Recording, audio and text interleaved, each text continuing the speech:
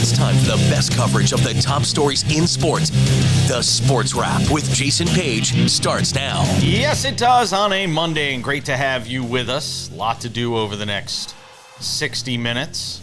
I'll tell you, Mondays needs to be like 2 or 3 hours during the NFL season. Jason Cole will drop by, NFL Pro Football Hall of Fame selector and author.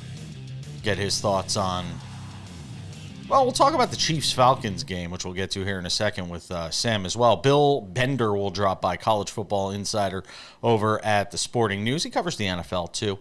We'll get some thoughts with him on that. Something to consider, not today. We've got Bill for something to consider. Odds and ends with Caitlin Clark and the Fever in game one of that series against the Connecticut Sun to talk about as well. And here is Sam Yarnell, ladies and gentlemen.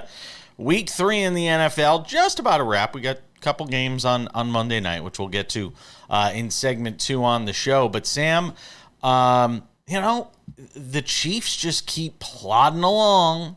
And, another win last night. They are not playing their best football. I don't think I think they would admit that. I think anybody watching can see that. They played without Pacheco last night.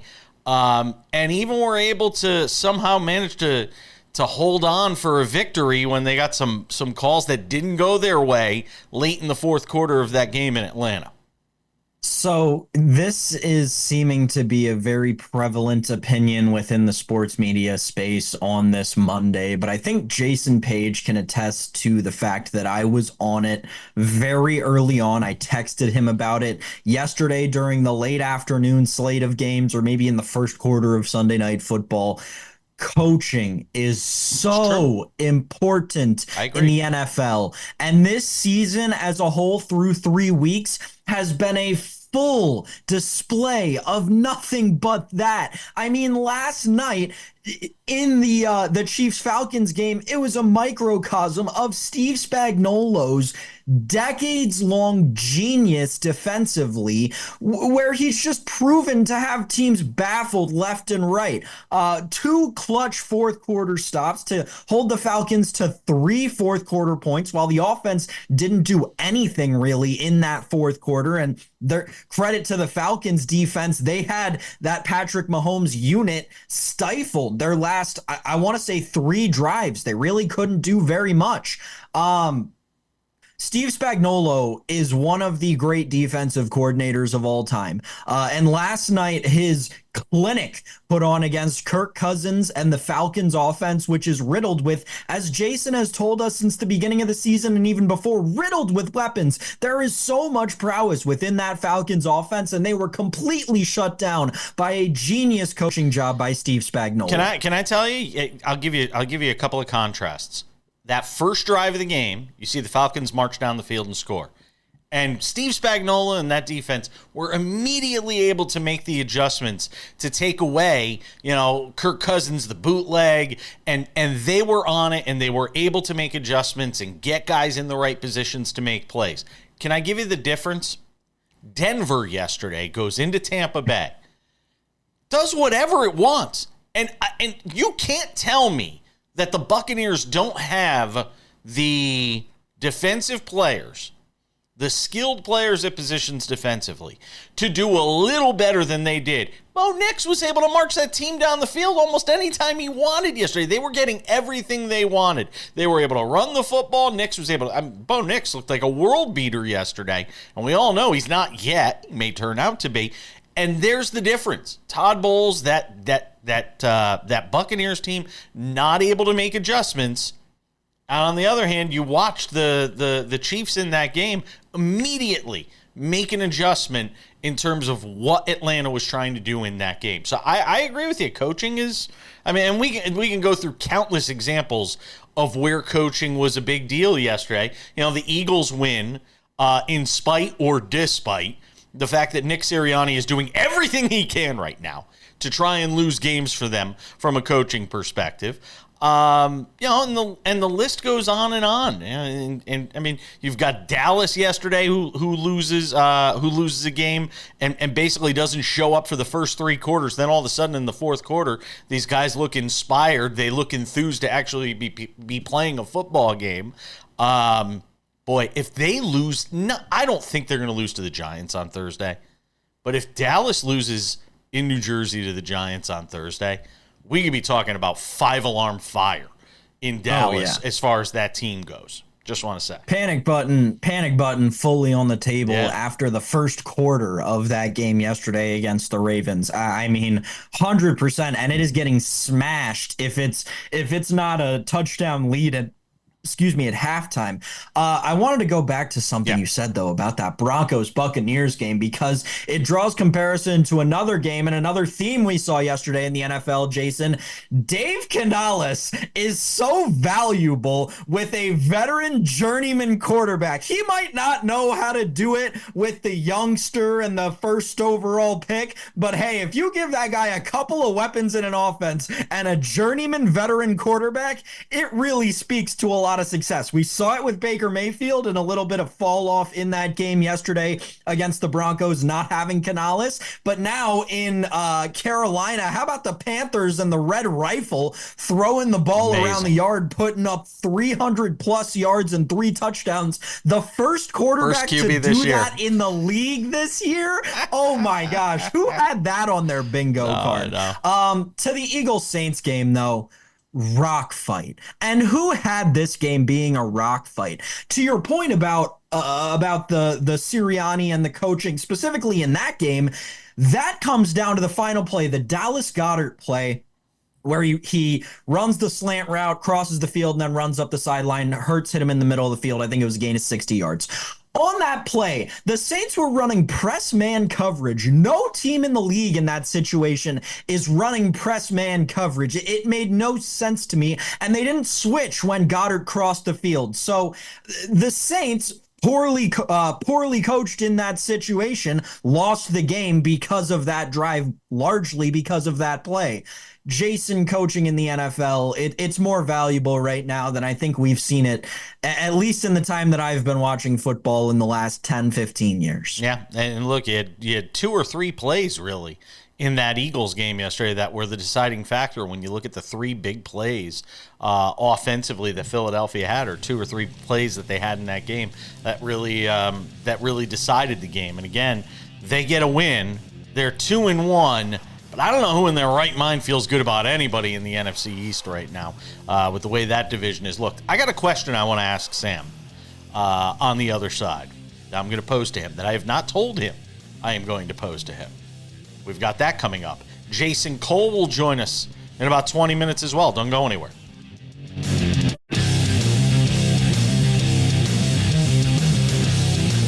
All right, Pro Football Hall of Fame selector Jason Cole, longtime NFL writer, author, will join us in 10 minutes.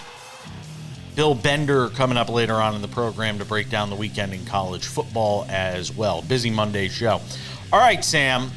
So here's the question.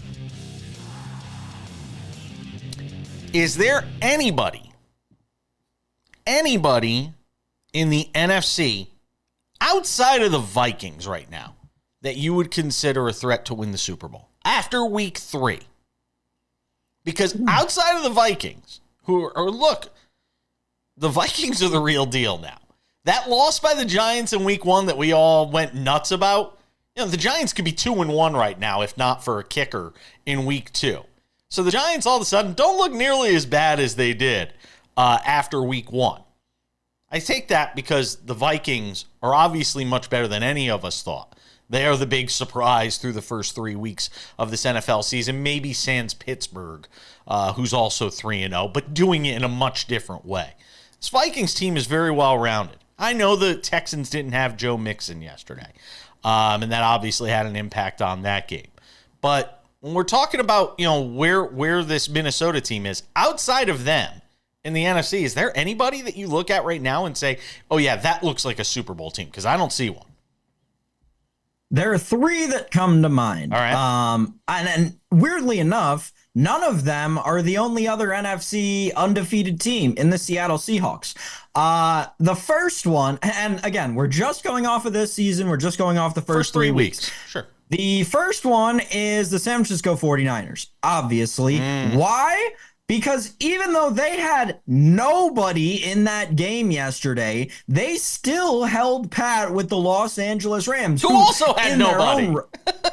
Also had nobody, as I was going to say, but have a Hall of Fame quarterback at the helm. Let's not forget, San Francisco's still going to get the best running back in the league back. He hasn't played this year. They also didn't have their best pass catcher and their second best pass catcher for part of the game. If they're going to keep relying on Jawan Jennings to score 3 touchdowns and he's going to keep proving that he can do it, yeah, San Francisco could easily win the Super Bowl, especially with the way that defense plays. I know yesterday, again, not the best, but at the end of the day, this is a defense that has looked really good when healthy this year. So you can't assume injuries, as Jason always reminds me. True. So I'm not going to. And I'll say that the but San you don't Francisco have to assume 49ers injuries. You don't. But hold on a second. You don't have to assume injuries with San Francisco. The injuries are happening. I mean, it's happening before our very eyes. You had Trent Williams going down yesterday. There are legitimate concerns here. Deebo Samuel, obviously, Christian McCaffrey. I mean, the Niners have always been built on the premise of the sum of the parts. Well, there's a lot of parts that are sort of missing here.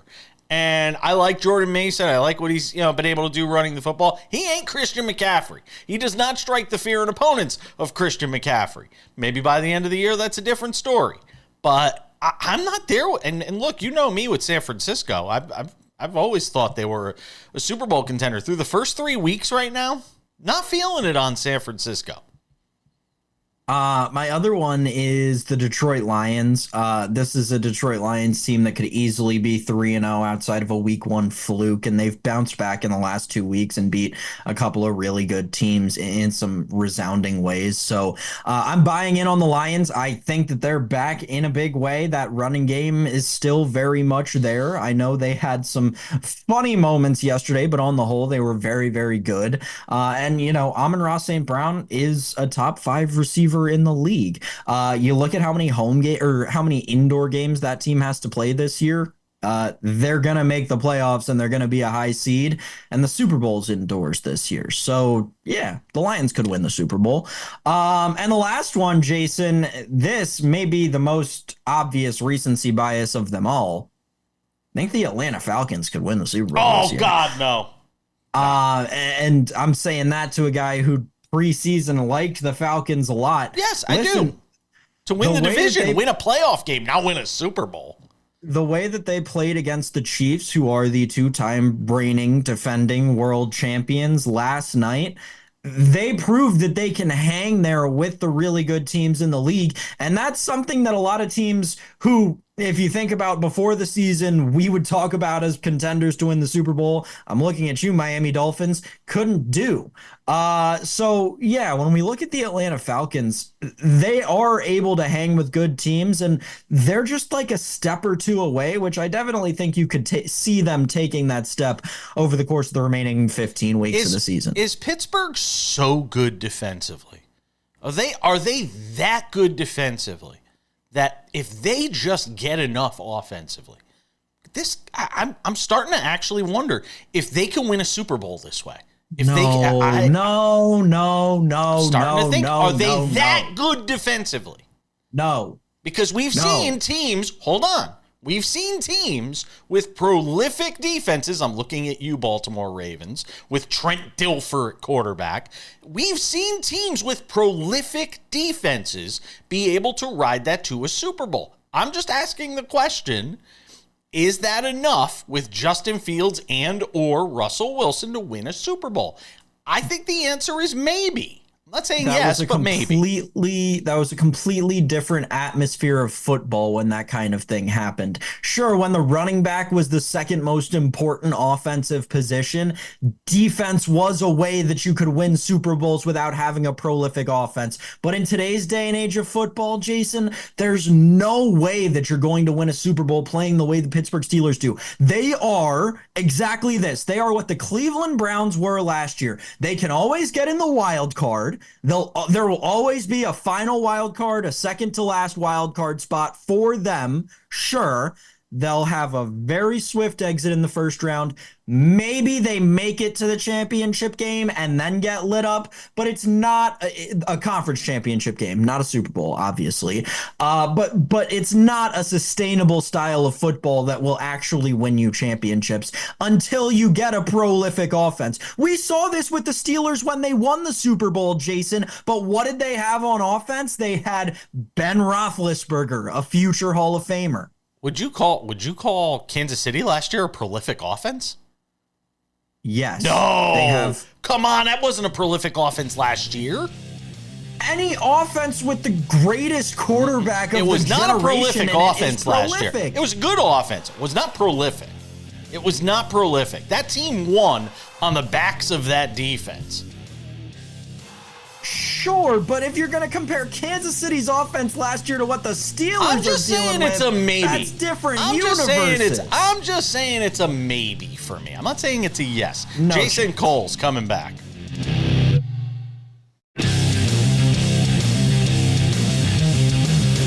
We keep the conversation moving on the NFL. Let's talk with Jason Cole, Hall of Fame selector, author. He's covered the NFL for 7,430 years. Close? Off by a year? Just one. He joins us on the show. Let's start with the Sunday night game because I'm curious to get your take. You know, it isn't pretty every week, and we have to stop expecting that it needs to be or will be when it comes to this Chiefs team. But man, oh man. They just keep finding ways to win games. Well, yeah, I mean, they're really, really good. I mean, they're the champions, so there's a reason for this. Can they keep winning this way, though? Can they keep winning this way? The Chiefs inevitably every season have a lull during their season that goes on for sometimes somewhere between 3 and 5 weeks, where they lose 3 to 4 games and everybody thinks, oh, they're done. And because they have the best quarterback and the steadiest hand and the deepest team in the AFC, they're able to right the ship fairly quickly and get back on track and be a championship caliber team. But they have a sort of annoying ability to play down to the level of their opponents. And tonight was an example. Tonight was an example of them not taking that team, particularly seriously. Mahomes had a couple of, the interception by Simmons, and I know Simmons has 6 interceptions against him, but that's a sloppy throw. And then he had a sloppy throw, like the one to Rashee Rice, where it was behind him and almost got picked by Bates. That's another one where, like, that ball's got to be on the front shoulder, not on the back shoulder. And you know that. So right now, Mahomes, I think he doesn't feel a challenge until it's necessary. And then he'll gets it sharp for a little while. And this is sort of how the whole season played out for them. But by the end of the season, they're going to be in the playoffs and they're going to be right there. And they're going to be the favorite to make the Super Bowl. Is there an argument to be made that they're probably going to wind up with the best overall record? If they stay healthy, not lose anybody else other than Pacheco. I mean, they've got some wins that they're going to stack up in that division alone. They've already gotten through the first 3 weeks where you could argue, that was going to be sort of the tougher stretch of their schedule. I mean, I wouldn't be shocked if they came out with the number 1 overall seed. Yeah, Buffalo's going to be up there with a lot of wins. I mean, they're an overwhelming bet to be one of the top 3, but they weren't last year, and they still won the Super Bowl, right? So I'm not sure that it really much matters to them. I think what matters to them is Are they sharp at the end of the season? I had this discussion with a team president actually earlier this week, where I think that there's a real, I don't know how you quantify this, but there is a real move by coaches now that they've gone to 17 games and now that the preseason is so meaningless to really, take the season in chunks, make sure you don't get hurt, make sure that you're peaking at the right time, and don't panic just because you lose a game or you're not playing your best football in the first month. Don't overreact to situations. Basically you're pacing your team, because 17 weeks, as much as it only sounds like it's one more week on top of 16, it really has changed the mentality of the game and how you approach it. What do you think of Atlanta on that fourth down play, deciding to run it instead of throw it when you went out and spent all this money on Kirk Cousins? And where are you on the Falcons through 3 weeks? Everybody was kind of high on them, thinking maybe they're starting to turn that early corner with the win in Philadelphia. Could have been as much about the way Philadelphia sort of handled that game, but we'll give Atlanta the benefit of the doubt. I mean, where are you on the Falcons right now, 3 games in? I don't have a problem with running on that. Because Bijan Robinson's great. So you're putting in the hands of one of your best playmakers. I don't have a problem with that. I would like to see him get his shoulders squared to the line so that he's not dancing outside so much. But that's a different thing. I don't like the execution of the play. I don't have a real problem with the play call itself. Where I have a real problem with that is on the fourth and 5 from the 6. On the previous possession. Like you take the field goal. It's at that point a 5-point game. You make it a 2-point game. You've only given up 22 points. You've only given up a couple of scores to the Chiefs. Keep playing the game out, because then when you don't have your 2 offensive line, your 2 of your 5 starting offensive linemen, you're not playing really that great. All you have to do is get in range for the field goal to try and win it. If you hold them, or you're back in the same situation where you got to get the touchdown again the next time, but you haven't forced yourself to be in that situation to have to get a touchdown.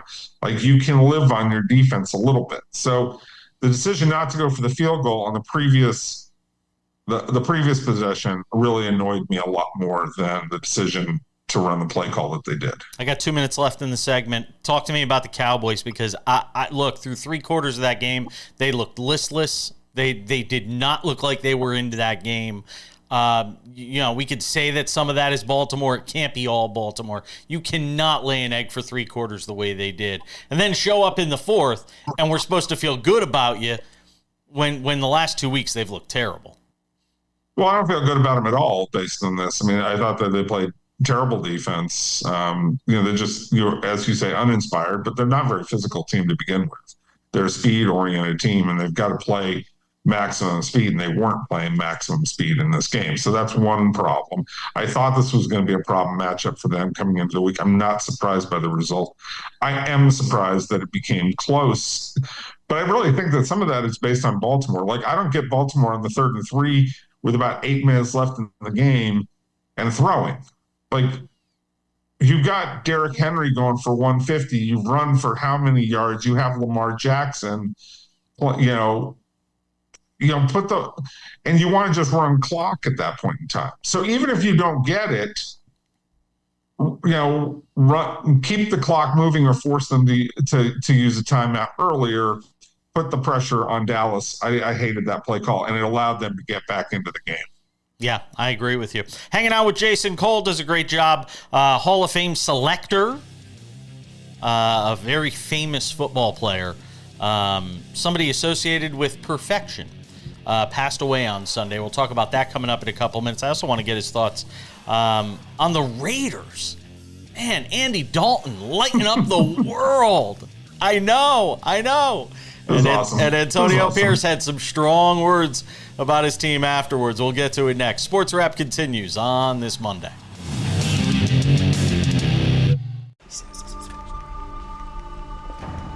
I'd like to say this is the first time, but there have been others. How many? Who can keep track? You think this is a joke? Darling, we need answers, and you're gonna give them to us. Tell us again. My car broke down. I brought it here. I got stuck paying an expensive repair bill. So it's true. How much, darling? $2,300. But $2,300. What was I supposed to do? My transmission was shot. You pick up your phone and you call CarShield before the car breaks down. Plans through CarShield cover up to 5,000 parts and systems in your car. That's right. A plan through CarShield could save you on some criminally high auto repairs, especially if your car is out of warranty. So, call CarShield, America's #1 auto protection company, before a breakdown and save yourself from getting stuck in car repair jail. Let me guess. You hate saving money. Who hates saving money? Apparently you do. All you had to do was call CarShield. And you could have protected yourself against expensive repairs. Yeah, and then my price will go up the minute I file a claim. Shut up! CarShield has the price locked in. For as long as you cover your car. I guess I should have called CarShield. It's about time you said something that made sense. Now you know what you need to do next time. Bet he'll call CarShield now.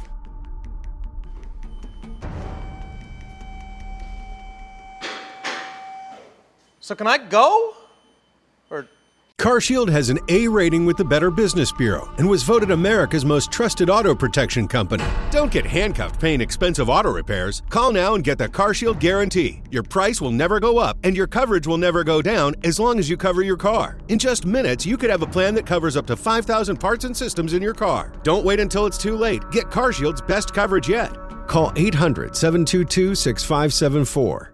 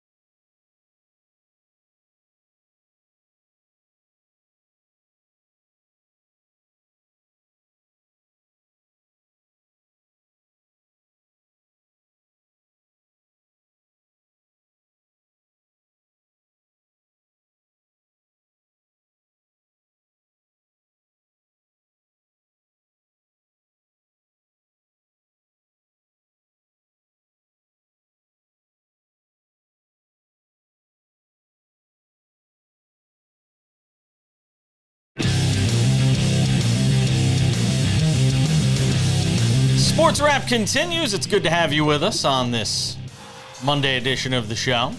Jason Cole is hanging out with us. Looked like he was pondering the meaning of life as we were coming back. Yes. I think the Raiders got to be pondering something. Look, Carolina looked so bad through 2 weeks. I thought Andy Dalton would give him a little jolt. The guy can still play. He made some good throws in this game for a guy that's 14 years in the league and just kind of sitting on the bench. Well, a guy who's going to be, probably, if he wants to, in the league in year 17, 18, 19. Because you need to have guys who are backup quarterbacks who know how to play, right? So he's going to have a job making $3 to $5 million a year for a long time. And God bless him if he can do it, right? This is about the Raiders, though, isn't it? Well, it's about two things. Number one, it is an indictment of Bryce Young and his lack of willingness to attack downfield. And it says a lot about how ineffective he was. And he needed to watch this game and he needed to learn a lot from Andy Dalton about how do you actually play in this league. That's number one. Number two, it is a lot about the Raiders who, that's Atlanta, a huge egg in this game after, such a great performance against the Ravens the previous week, where you thought, okay, there's something to build on. And then they come right back and they lose to what is literally the worst team in the league. What's going to end up, it's just a tragic mess in Carolina that's to be sorted out by Dave Tepper. But as far as the Raiders go, what's your preparation like? I know Antonio Pierce is threatening people's jobs after this game, and saying, some guys were cashing it in and, making business decisions. And they got to make business decisions as well. But why didn't you put the fear of God in those guys before this game? Why did you why does it have to happen afterwards? I mean, I don't blame him for saying it, but I have more questions about why they weren't prepared. Yeah, I'm kind of in that same position because, the bloom shouldn't be off that rose so soon. Those guys played like their hair was on fire last year for him, and already 3 weeks in, this is kind of the effort that you get. I mean, maybe they're feeling themselves after the win against the Ravens. Is that some of it? It could have been like you have too big a victory and you don't know how to handle it. You're a young team. You think you've arrived somehow and you didn't. You try and slough off the opening game against the Chargers as not being an indication of what you really are. That game was a better reflection of where they are rather than the Ravens game, which was poorly executed by the Ravens. You took advantage of some of their misplays in that game more than you were really that great. So yeah, I mean, I just think that I don't know that this team has the proper mindset to attack an entire season. They may have the mindset to attack in a given week, but there is an approach to a given season. And that's part of the maturation of the coach. And then we're talking about Antonio Pierce again. Nick Sirianni.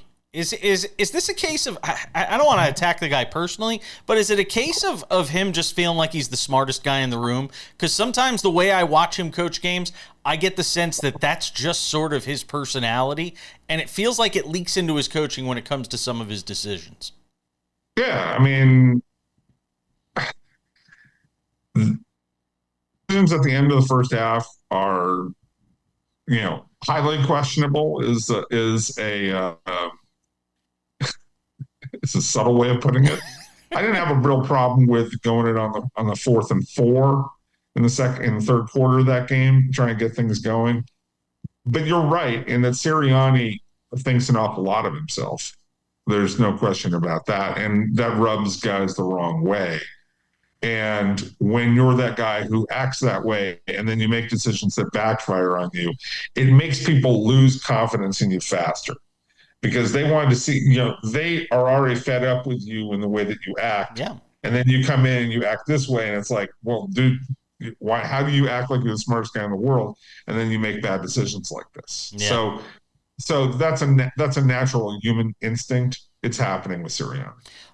Before I let you go, Mercury Morris passed away. Always the face of perfection when it came to this Dolphins team. Every time somebody would lose and they'd have a perfect season, it'd be Mercury Morris. It'd be like the first one you see toasting. I interviewed him more than a couple of times in my life. I'm sure you came across him as somebody that's sort of affiliated with the Hall of Fame. Give me a thought on Mercury Morris and something people should know. Mercury was really fun. I mean, he really was kind of a life of the party on a team that, for the most part, is really the characters on that team are deadly dull. I mean, Zonka is kind of an interesting dude because of his toughness and his tenacity. But like, if you know those guys, like the Dick Andersons of the world or Bob Greasy and the offensive linemen, like they were just so vanilla. And the way that they played was so vanilla and so I guess taciturn, which is a really weird word to associate with a football team, right? But they were perfection and they were super boring. They were just, and Mercury was one of the guys, God bless him, who was not boring. He was not boring in any way, shape, or form. He was the life of the party, and he had no problem kind of sticking it to people when they lost games, and he could maintain his platform of being undefeated. Well said. Jason Cole, Hall of Fame selector. We got down to 600 early 7,000 guys who are eligible. Somebody was like, sorry, this guy's not that. Most of the guys aren't good enough. There's about 8 or 10 guys on the list that came out of first year. I don't know. Jason, always appreciate it, my friend. Likewise. We're coming back.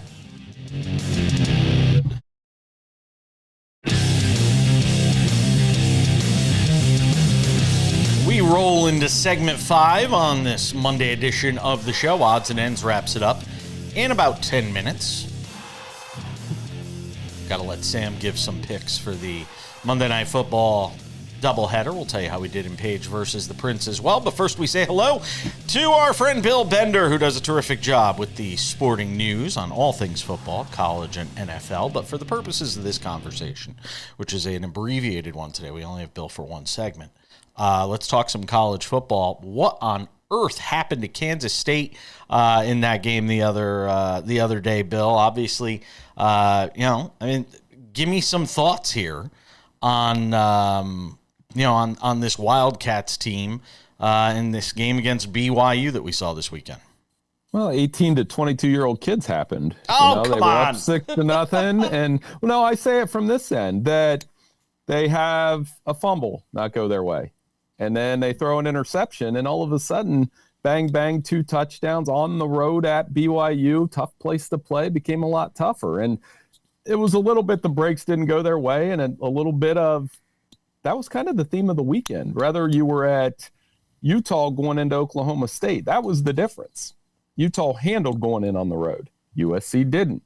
Tennessee handled going in on the road. That was a tough game for them, regardless of Oklahoma's quarterback problems. But for Kansas State, it just, for everything I was raving about them last week, it blew up in their face. And now they face I don't want to call it an elimination game, but a very high urgency game against Oklahoma State this week. Bill, tell me, you mentioned the Oklahoma-Utah game. What did Utah do to shut down Ollie Gordon so successfully? And did it affect, do you think, Ollie Gordon's draft stock at all? They just haven't run the ball well all year. They've been around 100 yards per game all year, and they've had a hard time getting Ollie Gordon on track. He had some good, tough runs in there, but Utah's the most physical team in the Big 12. BYU's a very physical team. Will not surprise me if Utah and BYU at this point play in the Big 12 championship game, which, boy, that would be a fun one. And, for me, the Oklahoma State, it's that physicality factor. When you throw as much as they do, you allow the defense to tee off on you a little bit, and they've just struggled to get that running game going. They abandoned it a little bit as well against Utah on Saturday. In the Big Ten, do you have concern around Ohio State? This is twice now we've seen them through the first half of a game struggle with some of the worst that college football has to offer. Akron, Marshall. Is there any concern around Ohio State? I want to see Jason's face when I say 18 to 22-year-olds again, that know that they're playing against a team that they're going to beat by 4 touchdowns no matter what. Why I'm not as concerned about Ohio State, I would say it in one stat. Travion Henderson and Quinshad Judkins are averaging 9 yards per carry between the two of them. So when you have that kind of domineering running game, that they're basically doing what Michigan did the last couple years with Blake Corum and Donovan Edwards. And previously with Hassan Haskins, we can get to Michigan and Khalil Mullins. He's the same guy. But Ohio State has 2 of them. I think they have been sitting on this one, where they go up to Michigan State this weekend and totally dominate the Spartans in the Big Ten opener. You mentioned Michigan. What does it say to you that, amidst all this retooling and sort of chaos that's sort of ensued around them early on in the season, that they were able to still figure out a way to get that win on Saturday? They can't throw the ball. It's like watching Iowa. If you're a Michigan fan, this is what watching Iowa is. The stats are remarkably the same, honestly, the way that they were able to run the ball. They're going to be in every game because of their defense. Their defense will keep them in every game this season. They're going to lose a couple more. They may lose one that they previously didn't lose against an Indiana or an Illinois. But that running game, when it's working like that, Khalil Mullins is tough. I love that game. I know we've talked a lot about realignment. If realignment gives us that, USC playing tribute to Troy in Michigan Stadium in a 1-score game where it comes down to an old school Big Ten football play, I'll take more of that over, as Sam was saying, Ohio State playing Marshall. I have a hard time not taking a nap during that game. Bill, another defense that looked great this weekend was that Tennessee defense. How high are they going to jump in these rankings this week? Well, they'll be a top 5 team. I think the way I would size up the national championship picture for you right now. Alabama and Georgia are going to play this weekend. I'm sure we'll hear a little bit about it. Ohio State, very good national championship caliber. Texas might be the best of the 4 teams right now. I think they're the most complete team, and it clearly doesn't matter who the quarterback is. Tennessee's next because they're not only bringing in an offense that runs the ball well around a young quarterback in Nico Iamaleava, their defense can play. They've got a little grit to them. That was a tough road environment. I know Oklahoma has some quarterback issues, but they went in there and showed they can win. And that showed me that when they play Georgia and Alabama, it's not going to be a question of physicality. It's going to be a question of execution in those games. Sam, I was going to go all in on Travis Hunter here and throw some flowers Colorado's way, but I know you got a real quick question on James Madison, so go ahead real fast. I mean, the most electric game of the weekend, James Madison rolls into Chapel Hill as 10.5-point dogs and hangs 70 on the Tar Heels. Bill, are they going to win the Sun Belt in their first year without Curt Cignetti? How did they do this so quickly? Got 30 seconds, Bill. Good athletes, good offensive system, and they'll be right in the mix with these other teams like UNLV. But Boise State and Washington State are in the spotlight this weekend. That's going to be a fun game between a good quarterback in Mateer, a good running back in Genty. I live in Las Vegas, and I guess I'm going to have to go see a UNLV game now. I guess that's where we are. Bill, you coming out here? Come watch a little UNLV football. We'll go and. I would sit in the front row with you and watch the Rebels. That would be great. We'll go check out. We'll go one of the casinos over here, go hang out, have a nice steak on me. I like it. Bill Bender does a terrific job with the sporting news. Always appreciate it, my friend. We'll talk soon. Hey, no problem. Thank you. Odds and ends are next.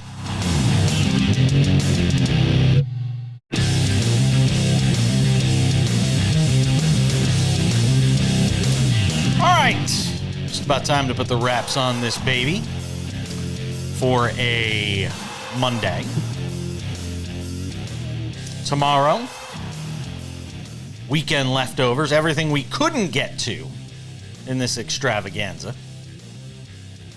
Like, we didn't even touch baseball today. We've got, literally wild card races to be decided. We will do tons of baseball. Well, not tons, but we'll get to some baseball on the show tomorrow. I feel bad I'm not getting to it today. All right, without any further delay, time for some odds and ends. Odds and ends, Sam Yarnell. You can't have it both ways. And I've said this before, and I will continue to say it. You cannot have it both ways when it comes to Caitlin Clark and the coverage that she gets in the media. I've got to see article after article about the greatness of Caitlin Clark, which, by the way, I don't have a problem with. I don't have a problem with celebrating what she's doing for the league. I don't have a problem with celebrating what she means to that Fever franchise. The fact that she's the Rookie of the Year. The fact that she should have been in the conversation for MVP, which she was, which Asia Wilson obviously won. I don't have a problem with any of that. But when she goes 4 for 17 and is basically a non-factor in a Fever loss on the road in Game 1 against the Connecticut Sun, after all I heard was, hey, the biggest chance for an upset in the opening round of the WNBA playoffs was the Indiana Fever, and they basically, that game was, I don't care what the final score said, or the fact that it was a 10 or 11-point game in the third quarter, you never got the sense that the Fever were going to win that game on Sunday. Now look, maybe things change. Maybe she adjusts for Game 2. But you can't have a headline on ESPN that talks about everything, Marissa Mabrey did or whatever it is, Marina Mabrey, going off the bench and having a great game. You cannot have a headline that does not allude to the fact that Caitlin Clark really struggled in that game. Now, they amended it. I blasted them on X yesterday. And all of a sudden this morning, not going to say it's because of me, the headline on ESPN's website seemed to change as it related to that Sun Fever game. Like somebody said, oh yeah, we should probably mention the fact that Caitlin Clark struggled in Game 1. Sam, you can't have it both ways when it comes to Caitlin Clark. Yeah, I mean, here's the thing. The story of that game was Marina Mabrey scoring almost points off the Connecticut bench. Yeah. Listen, the Connecticut guard play, and this is something that we didn't really talk about all year, but the Connecticut guard play is one that will shut down Caitlin Clark, and like you saw that in game 1. That's why Connecticut has the 1-0 series lead here. Yeah, Jason, do I think that she'll continue to struggle? No, but you're right. The narrative does have to reflect that she did. I agree with you there. Yeah. And I mean, she was horrendous yesterday, and I saw it affecting I saw it affecting some of what she was doing on the defensive end too, and that's even more of a problem.